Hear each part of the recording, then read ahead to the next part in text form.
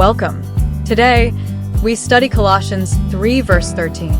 Bear with each other and forgive one another if any of you has a grievance against someone. Forgive as the Lord forgave you.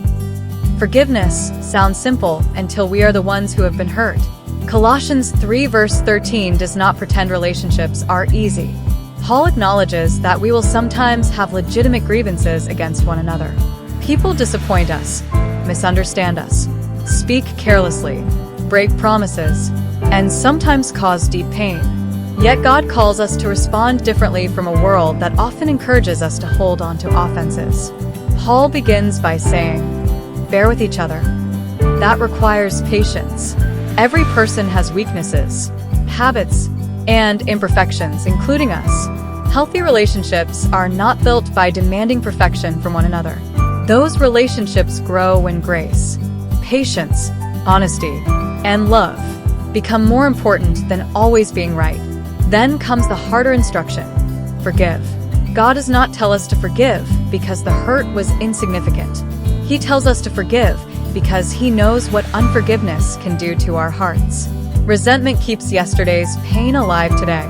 Forgiveness releases our desire to collect the debt continually. But forgiveness does not mean pretending nothing happened. It does not require remaining in an unsafe or harmful situation, nor does it automatically restore trust. Trust may need to be rebuilt through changed behavior, honesty, and time. We can establish healthy boundaries while refusing to allow bitterness to control us. Our greatest example is Jesus. Paul says, "Forgive as the Lord forgave you." Christ did not wait for us to become perfect before extending His grace. Remembering how much we have been forgiven helps soften our hearts toward others. Is there someone you continue to mentally put on trial for something they did? Bring that person and the hurt to God today.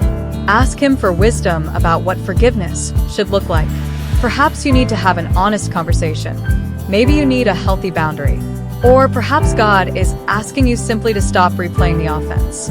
We cannot control whether another person apologizes, changes, or understands the pain they caused. But we can control what we allow to remain in our hearts. Choose forgiveness. Choose grace.